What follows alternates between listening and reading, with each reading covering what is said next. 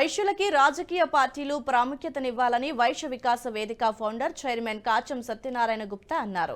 Parliament ఎన్నికలు సమీపిస్తున్న సందర్భంగా పార్లమెంటు ఎన్నికలు వైశ్యుల పాత్రపై కర్మన్ ఘాట్లోని లక్ష్మీ కన్వెన్షన్ హాల్లో చర్చాగోష్ఠి కార్యక్రమాన్ని నిర్వహించారు.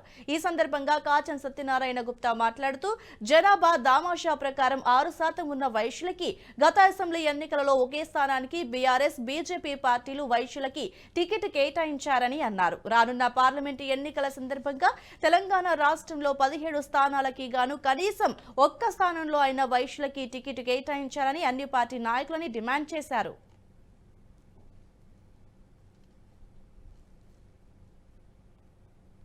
ఎలక్షన్లో మన రోల్ ఏందనే దాని మీద ఒక చర్చాగోష్ఠి కార్యక్రమాన్ని నిర్వహించడం జరిగింది.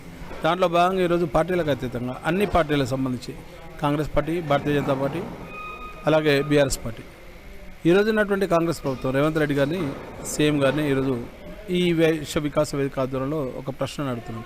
2014 కానీ 2018 కానీ 2023లో కాంగ్రెస్ పార్టీ ఒక్క చట్టసభలో ఒక పార్టీ కూడా ఆ పార్టీకి ఉన్నటువంటి నేపథ్యంలో మన సభ్యుని కూడా ఎవరికి కూడా ఎమ్మెల్యే స్థానం ఇవ్వలేదు, టికెట్ ఇవ్వలేదు, ఎమ్మెల్సీ కానీ ఇవ్వలేదు, అలాగే పార్లమెంటు స్థానాన్ని కూడా కేటాయించలేదు. అలాగే భారతీయ జనతా పార్టీ ఒక టికెట్ బిగాల గణేష్ గుప్తా గారు నిజామాబాద్లో శాసనసభకు ప్రాతినిధ్యం వహిస్తున్నటువంటి నేపథ్యంలో ధన్పాల్ సూర్యనారాయణకి ఇవ్వడం జరిగింది. అక్కడ ధన్పాల్ సూర్యనారాయణ విజయం సాధించారు.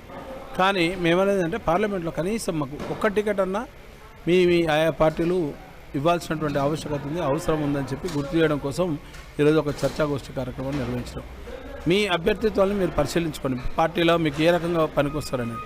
కానీ ఒకవేళ కనుక టికెట్ ఇవ్వకపోతే వైశ్యుల యొక్క రాజకీయ మనుగడ ప్రశ్నార్థకమైనటువంటి పరిస్థితి ఉంది. కాబట్టి గంపగుత్తగా ఎవరు ఒక టికెట్ కేటాయించినా ఆ స్థానానికి సంబంధించి ఎంటైర్ వైశ్యులు తెలంగాణ రాష్ట్రంలో ఉన్నటువంటి 20 లక్షల మంది ఓటర్లు గంపగుత్తగా ఆ పార్టీ నాయకునికి పనిచేసే విధంగా పనిచేస్తామని చెప్పడం కోసం. ఈ వీడియో మీకు నచ్చినట్టయితే లైక్ చేయండి, 10 మందికి షేర్ చేయండి, అలాగే కామెంట్ల రూపంలో మీ అభిప్రాయాలను మాతో పంచుకోండి. Nationalist hub group of channels ను సబ్స్క్రైబ్ చేసుకుని తెలుగునాట జాతీయవాద జర్నలిజాన్ని ప్రోత్సహించండి. ఈ వీడియో కింద ఉన్న బెల్ ఐకాన్ పై క్లిక్ చేయడం మర్చిపోవద్దు.